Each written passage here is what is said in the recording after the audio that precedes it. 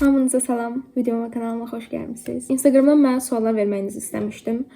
Bir neçə dənə sual götürdüm ki, onları cavablandırım. Mən YouTube kanalımın ilk videosunu oyun oynayaraq açmışam. Abunələrim arasında məni tanımayanlar məni tanımır. Sıkıntı kardeşim ya. Yəni real olaraq bilmir ki, kiməm, nə edirəm, nəçiyəm, nə bilim nəyəm falan filan. Ona görə dedim ki, qoy sual cavab eləyim. Sual cavab videosu çəkim və biraz da özümü tanıdım da. Amma Instagramdan da hamısı tanışlarım, dostlarım olduğu üçün çox intellektual suallar verdilər. Bildilər ki, mən 10 saat danışacağım o söhbətlərin üstünə.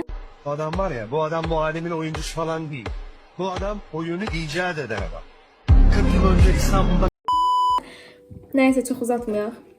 Səncə insanı ən çox nə dəyişdirir? İlk sualım bu olmağı da çox manidardır da, yəni. Mənə görə insanı ətrafındakı insanlar dəyişdirir. Məncə hə. Yəni mənim tam fikrim budur ki, insanı olduğu cəmiyyət dəyişdirir. İnsanı təcrübələr də dəyişdirə bilər, amma o insanı təcrübələr dəyişdirə bilər ki, o səhvindən dərs çıxara bilsin. Səhvindən dərs çıxarmayan insanı istəyir milyon dənə uğursuz təcrübəsi olsun, yəni o yenə də dəyişdirməyəcək o insanı. Çünki o dərs çıxarmağı bacarmır. Ona görə insanı təcrübələri dəyişdirir demək məncə hamıya uyğun bir söz deyil. Çünki həqiqətən də səhvlərindən dərs çıxara bilməyən insanlar var. Amma ümumi desəm, mənə görə insanları olduğu cəmiyyət, olduğu topluluq dəyişdirir. Növbəti sualımız, həyatında ən çətin qərarı nə vaxt verdin?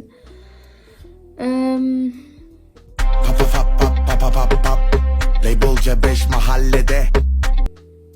Bu dəqiqə fikirləşdim, həqiqətən də o qərar tapa bilmərəm ki, mən həyatımda ən çətin qərarı nə vaxt vermişəm. Çünki mən düşüncə tərzimi bu il çox dəyişdirmişəm. Mən bu il həqiqətən də çox fərqli düşünürəm. Keçən ilə baxanda çox fərqli reaksiya verirəm olan hadisələrə. Bu dəqiqə fikirləşsəm, məsələn, tapa bilmərəm ki, həyatımdakı ən çətin qərar hansıdır. Çünki bəlkə də bəzi dönəmlərdə, bəzi vaxtlarda o qərar üçün, hər hansı bir qərar üçün demişəm ki, bu qərar mənim həyatımdakı ən çətin qərardır, bəs mən bu qərarı necə verəcəm? Amma bu dəqiqə oturub fikirləşsəm, həqiqətən də o qərarı tapa bilmirəm. Nəyə inanıram? Bir söz oxumuşdum Instagramda. Məncə çox insan bilir də bu sözü. Hadisə başınıza gələndə fikirləşin ki, 5 gün sonra, 5 həftə sonra və ya 5 ay, 5 il sonra bu hadisə haqqında nə fikirləşəcəksiniz? Düzdür. Həmin hadisə başınıza gəldikdə, hər hansı bir hadisə gəldikdə və ya hər hansı bir şey haqqında qərar verməli olduğunuzda İlk 5 saat, bəlkə də 5 gün sizə çox ağır gəlir. O qərarı verə bilmirsiniz. Amma 5 həftə, 5 ay sonra sizin üçün o adi bir hadisəyə çevrilir. Yəni, ən azından mənim üçün budur. Ona görə də bu dəqiqə nə ən çox qorxduğum anı xatırlamıram, nə həyatımda verdiyim ən çətin qərarı xatırlamıram, ən xoşbəxt olduğum anı xatırlamıram. Mən hal-hazırda onun fərqinə vardım ki, mən anı yaşayıram. O anda nə hiss eləmişəmsə, o anda qalıb yəni. Yəni bugün yaşadığım mövzunu sabaha daşımamağa çalışıram. Ən böyük peşmançılığım nə olub? Bu da eyni şəkildə, yəni mən peşmançılıqlar haqqında da danışmağı sevmirəm. Gəncə Dövlət Universitetində oxuyuram mən bu arada və heç istəmədiyim universitetdir, heç istəmədiyim ixtisasdır, heç yəni düşünmədiyim şeylərdir başıma gələnlər. Keçən il mən deyərdim ki, ən böyük peşmançılığım bəs Gəncə Dövlətə qəbul olandan sonra gəlib orada oxumaqdır. Yenidən hazırlaşa bilərdim və s. Amma bu dəqiqə mənim üçün peşmançılıq deyil Gəncə Dövlət. Çünki artıq olmuş bir şeydir və kəşkilərlə yaşamaq çox məntiqsizdir. Kəşkilərlə yaşayanda və yaxud da ki, peşmançılıq adı altında yaşayanda həyatı özünə həqiqətən də zəhər eləmiş olursan. Ona görə də mən həqiqətən də peşmançılıq yaşamıram. Əgər bir hadisə oldusa, özümə deyirəm ki, hə, bəs bu olmaya da bilərdi, bu sənin səhvində, amma və deyirəm ki, that's okay. İnsan həmişə səhv eləyə bilər. Önəmli olan o səhvdən dərs çıxarmaq və o səhvi növbət dəfə eləməməkdir. Ona görə də yenə mən ən böyük peşmançılığımı xatırlamıram. Sonra sual gəlir ki, səncə pul yoxsa eşq? Mən pulu bir güc olaraq görürəm. Və ona inanıram ki, sənin gücün olduqdan sonra istəyir eşq olsun, istəyir həyatın başqa gözəllikləri olsun, hamısı gəlib səni tapır. Gücünüz olduqda, daha doğrusu pulunuz olduqda sən istədiyin ölkəni də gezə bilirsən, istədiyin maşını ala bilirsən, istədiyin hər bir fəaliyyəti eləyə bilirsən. Və təbii ki, istədiyin şeyləri etdikdə sən xoşbəxt olursan və bu şəkildə məncə sən eşqi də tapırsan.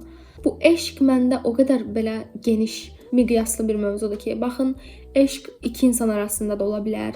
Eşq, nə bilim, mənim bir kitaba duyduğum məhəbbət hissi də ola bilər. Yəni eşq əslində bütün evrəndə olmalı olan Azərbaycan dili sıfırdır. Eşq əslində bütün dünyada. Danışa bilmirəm. Hətta ingiliscə bir paylaşım eləmişdim mən neçə illər əvvəl, hələ abituriyent olanda ki, eşq sadəcə iki insan arasında olmur. Eşq bir insanla kitab arasında da ola bilər, bir insanla təbiət arasında da ola bilər. Yəni mən eşqi daha çox iki insan arasında olan yox, sevdiyin şeylərlə aranda olan münasibətdə görürəm. Yəni bu mənim tamamilə öz fikrimdir.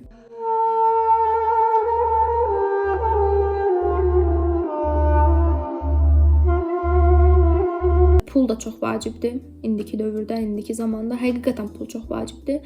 Əgər pulun yoxdursa, çox təəssüf ki, hörmətin də yoxdur insanlar içində. Amma bəzi insanlar həqiqətən hörməti sadəcə pulda görürlər. Amma o qədər pulu olan, o qədər maddiyyatı yaxşı olan, amma səviyyəsiz insanlar o qədər çoxdur ki, və baxıb deyirsən ki, yəni bırax da. Ümumiyyətlə fikrimi toparlasam ki, çox dağıldı fikrim, həqiqətən də çox dağıldı. Pul güc mənbəyidir. Eşq isə insanın həyata tutunmağıdır məncə. Pulun ola bilər, amma eşqdən məhrum ola bilərsən. Pulun ola bilər, gücün ola bilər, amma xoşbəxt olmaya bilərsən. Amma əgər içində eşq varsa, əgər içində həyata qarşı bir məhəbbət, bir sevgi, yaşama sevinci varsa, pul zəruri deyil. Yəni bunu deyim. Mən ona görə də deyirəm ki, mən yenə təkrar deyirəm. Eşqi iki insan arasındakı bir münasibət kimi yox, yaşamağa və dünyaya olan məhəbbət kimi yorumladım. Amma belə iki insan arasında olan aşkı nəzərə tutsam mən pul deyərdim. Sonra belə bir sual var ki, Azərbaycandakı influencerların cəmiyyətdəki rolu nədir? Onlar haqqında nə düşünürsən? Təkcə Azərbaycanda yox, ümumiyyətlə dünyadakı influencerlar haqqında fikrimi bildirmək istəyirəm. Hamımızın başına gəlir, ən çox da qızların başına gəlir. Xarici görünüşünü bəyənmirsən, bədənini sevmirsən. Bunların hamısını biz yaşayırıq da və mən bunları deməkdən də çəkinmirəm. Çünki bilirəm ki, bir çox cavan qızlar bunu yaşayır və biz o influencerların o yaşadığı həyatı, o mükəmməl tərtəmiz dərilərini, mükəmməl fit bədənlərini görəndə həqiqətən də o qədər pis hisslər yaşayırıq ki. Və mən onu demək istəyərdim ki, həqiqətən də hamı deyir ki, bəs influencerların həyatı yalandır, influencerların göstərdiyi hər şeyə inanmayın. Bu da çox klassik bir şeydir, yəni bunu deməyimə ehtiyac yoxdur. Təbii ki, influencerların paylaşdığı hər şey yalan deyil. Sadəcə onlar ən yaxşı vəziyyətdə, ən yaxşı hallarında paylaşır. Təkcə onlar yox. Biz özümüz də eləyik. Adi normal Instagram hesabımızda istəyir hesabınızı gizli istifadə edin, istəyirsinizsə hamıya açıq istifadə edin, amma ən yaxşı düşdüyümüz, ən yaxşı göründüyümüz və ən estetik görünən şəkilləri paylaşım edirik.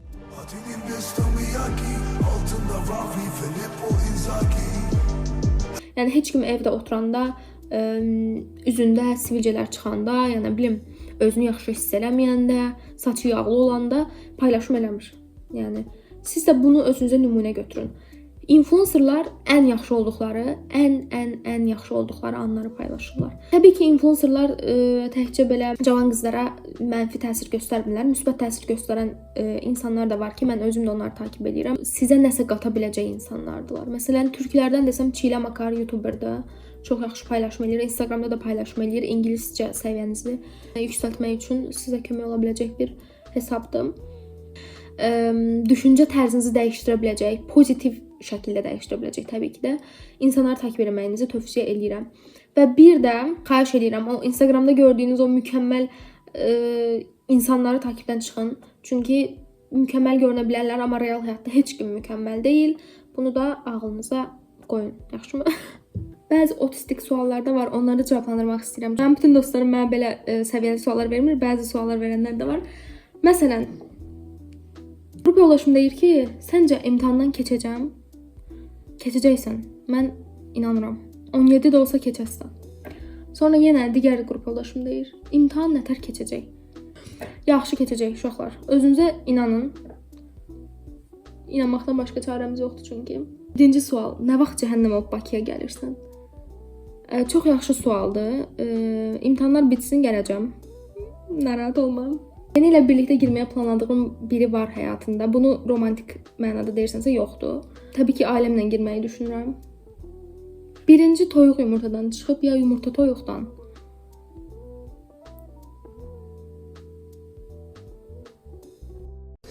Sen ne yap biliyor musun? Al kendini git artık. Yeter. Yeter beni daralttın. Hadi. Məncə birinci toyuq yaranıb sonra yumurta. Yəni toyuq yaranıb sonra yumurta. Nəyi müzakirə eləyirik biz? Çox gözəl bir sual var. Deyir, imtahan qabağı sizi tıncıqdıran nədir ki, video çəkmək istəyilə dolubsuz? Təbii ki, zarafatdır. Parantez içində deyil. Bəzən həyatda risk almaq lazımdır. Ona görə dedim ki, qoy imtahana son 5-10 gün qalmış hazırlaşım.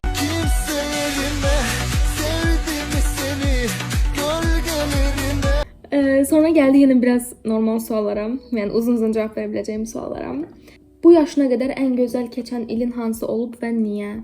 Mən bilmirəm niyə, amma ki abituriyent vaxtlarımı, xüsusilə də 2023-2024 ərəfəsini o qədər çox xoşlayıram və darıxıram ki, o illərdən ötürü. Universitetə daxil olmaq üçün verdiyimiz çaba daha dəyərlidir. Bir söz var, deyir ki, əslində hədəf yox, o hədəfə gedən yoldur həyat. Həqiqətən də çox mənalı bir sözdür. Buna görə də ən gözəl keçən ilimin 2023-2024 illər olduğunu düşünürəm. Hansı ki, abituriyent vaxtlarım. Maraqlı, həyəcanlı, yorğun, stresli illər idi. Amma həqiqətən də o vaxt ki, xoşbəxtliyim və yaşama sevincim indi də var, amma o vaxtlar daha xoşbəxt idim və daha mənalı idi mənə görə. Oldum göz yaşlarımla. Canım sağ olsun. Canım sağ olsun. Sonra yenə bir sual gəlib ki, bir insanın sənin gözündə sıfıra endirəcək hərəkət.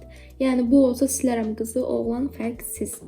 Sənə belə deyim də, bax mən keçən il yəni birinci kursda, təkcə birinci kursda yox, ümumiyyətlə bütün həyatım boyunca həmişə bağışlayan tərəf olmuşam. Hər dəfə hər bir insanın səhvinə göz yummuşam, həmişə səhvi özümdə axtarmışam və mənim çəkdiyim xətti keçənləri həmişə bağışlamışam. Amma bu il niyəsə bilmirəm. Bu il elə bil ki, artıq o çəkdiyim xətti keçənləri bir dəfəlik həqiqətən həyatımdan çıxarıram. Onları düşman olaraq görmürəm, əbədi nifrət edəcəyim bir insan olaraq da görmürəm. Sadəcə uzaqlaşıram və həyatımdan çıxarıram. Əvvəlki səmimiyyətimi qurmuram. Öz fikrimi ümumiləşdirsəm, indi sənin sualına uyğun cavab verim də. Sən məsələn hərəkət demirsən, mən hərəkətlər deyəcəm. Bir, özünü yüksəltmək üçün məni və yaxud da ki, ətrafındakı dostlarını aşağı salan insan tipiyim. İstəyir oğlan olsun, istəyir qız olsun. Bilirəm ki, bu həm oğlanlar arasında olur, həm qızlar arasında olur.